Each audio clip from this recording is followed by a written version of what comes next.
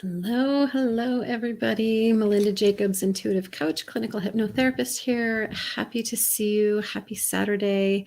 Heading into the holidays. Hope you are all well, safe, enjoying, and taking care of yourselves in the best and various loving ways that you can. So many of you know that I have recently gone through an interesting process of finding out that I am autistic, that I am neurodiverse, that I am on the spectrum, all those good things. And a number of people have been very curious about the process. It's like, okay, so how did you go about getting tested? And when I initially came out with this information, I was talking about how I self-tested. So my last video was about the self-tests, and there is a link in that last video if you are interested in starting that process for yourself or someone that you love. Today, I want to talk about the formal testing and the process that it was. And so testing for autism and neurodiversity. It is not something that I lightly stepped into. It was an investment. For here, at least in the United States, the way our systems are set up is a little challenging for those kinds of tests. And so I started looking at different autistic centers and behavioral therapists that could kind of point me and lead me to the direction. I landed with an organization called Firefly Autism in Lakewood, Colorado. Lovely, lovely individuals and people supporting lots of people on the spectrum. And through them, I started the journey. So I'm just going to briefly tell you what the journey was. So I made a phone call and they're like, here's our process and here's how you get started. And so, of course, filling out information about what makes you think that you need to be tested and why are you seeking this and what are some of the things that you're experiencing, just to kind of give them some information. And then from there, I was matched with a diagnostician. And we started with a video one-on-one. And so we chatted for about an hour and a half. She met with my partner as well. He sat in, which was very sweet, and talked about kind of my experience, talked about some past stuff around childhood, just to give kind of an overall big picture. And then from there, the testing really went much, much deeper. And there were some online things that she sent me. And ultimately, I sat down for maybe about a little over 4 hours with her initially to go through all sorts of testing. It was fascinating. Actually, it was really, for me, it was kind of, some of it was really fun. There was an IQ test, so I got to do lots of puzzles, and that was exciting. And then there were like 2 pictures, and pick a picture and tell me a story about this picture, so that she could really get an idea of the information my nervous system is picking up and taking in, how it processes, and how I communicate it back. And that was very fascinating as well. So after that, then there was about a 4-week process of her kind of putting together all the information that she gathered. And I believe that she sent me a couple more tests to find out, some other specifics. And this is a very broad testing, a very comprehensive psychological testing to look at all areas of my life and all areas of how I am functioning personally within myself and how I'm relating with others, how I am distracted. Do I have compulsive and need for things to be ordered? Just kind of looking at it all. And so after all of that, then I was given a 19-page report about me. Look, it's the key to me. And we took about an hour and a half, met on Zoom again to cover the report. And so that part for me was really where I got so many answers. And so I just want to talk really quickly about the benefits of testing. So to go through this report and to really see myself and my nervous system and things that I struggle with and things that I excel at was really, really helpful. And honestly, after this whole process, I really scratched my head and I'm like, why doesn't everybody get this kind of insight to themselves so that you can create strategies to support yourself in so much better ways?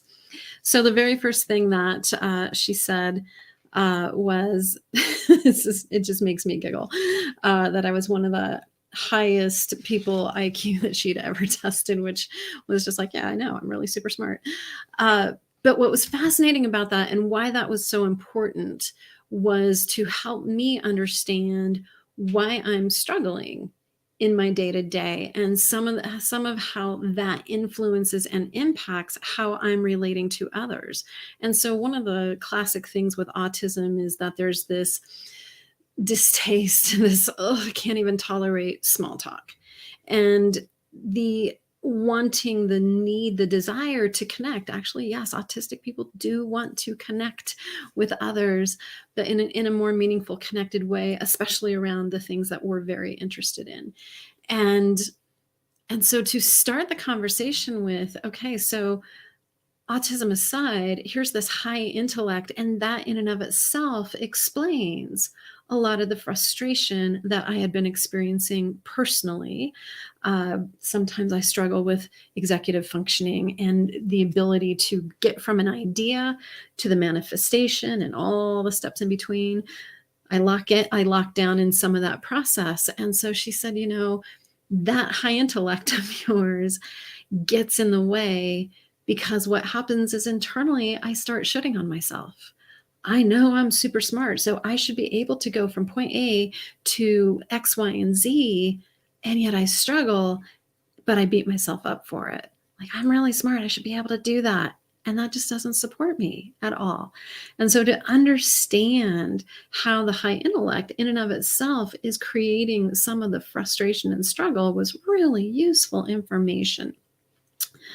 Other benefits of the testing for me was to see the profound complexity of constellation of different things that I'm experiencing.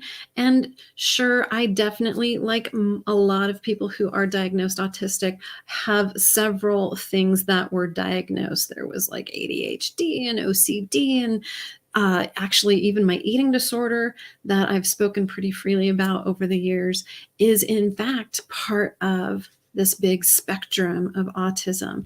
And so there was such an aha through all of that of, oh, when I'm doing X, Y, and Z, it's this piece of my nervous system that's either glitching and needing some support, or it's this part where I'm struggling and I could use some different strategies, my categories, of how to support myself in different ways.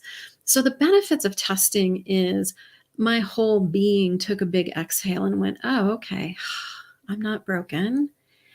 And my whole life, because I didn't have language for this, I didn't have words for it, I didn't know what was happening, this gave me words, it gave me language, and it helped me see what is intrinsically part of my unique neural body. It's part of how my brain is wired, how I receive information, how I process information, how I relate to other people. It helped me see what is part of the hardwiring versus what is actually something that I could change and something that I could actually do differently, different strategies, different ways of supporting my nervous system. That level of clarity for me was so big and so profound. I would say the majority of my healing journey through my adult life, which started with my eating disorder when I was 20, has really been kind of a shot in the dark. Why is this happening? And what is this about? And sure, related to trauma, okay. But there was always something else that was seemingly being missed. There was some bigger player that wasn't being addressed and identified.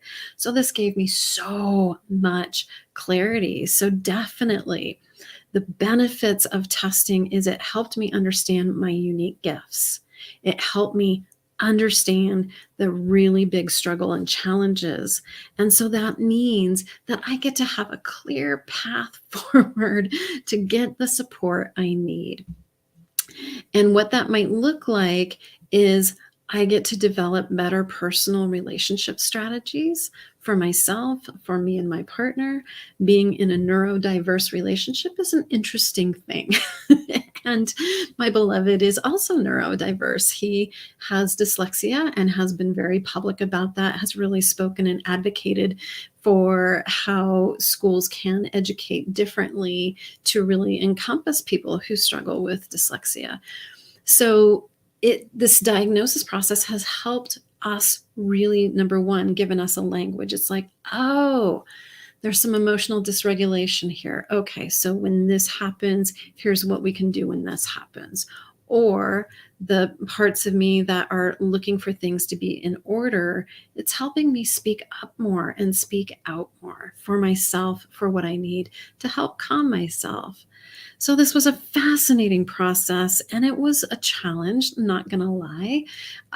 Definitely brings up all the past because they have you talk about everything as a child. What was it like growing up, and what was, school like, and what was your family like?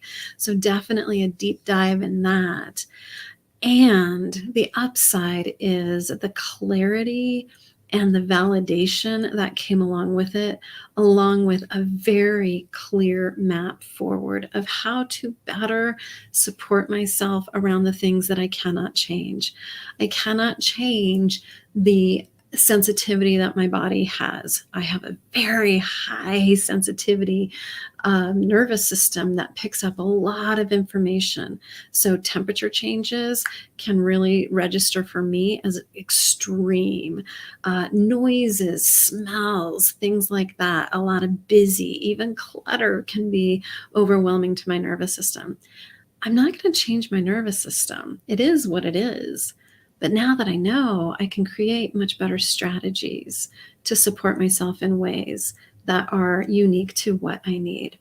So as I'm on this journey, of course, it's fascinating that my client base is starting to show up more as parents with autistic children, or children with ADHD, or people themselves who are doing their own late in life diagnosis journey. And so if that's you, and if you need some support, because there's a lot of trauma in all of this, and boy, that's my love, that's my specialty, is let's help bring down the intensity of the impact of the trauma piece around this, so that you can come back to your center, so that you can come back and develop some better strategies for yourself, for your loved ones. I am here to support you. So please, please feel free to reach out. quantum-therapeutics.com. If you're in the US, you certainly can call me there. And I would love to hear if, number one, you yourself have gone through a diagnostic journey. I'd love to hear about it. Please leave a message. Please leave a comment about that. What I'm not asking for is your comments about my diagnosis. I don't need those. Those are not helpful in any stretch of the imagination, because I've heard them all. And yes, I know I don't appear autistic because I've spent 56 years learning how to look very normal. So much love to you all. If you need someone in your corner to walk with you, regardless of what your journey is, I'm here to support. I'm here to walk with you so that you don't have to do it alone. And much love to you. And I look forward to bringing more information about what I'm learning about myself, my unique nervous system, and how it can support you and your own journey. Blessings to you. Have a great holiday, and I'll see you soon.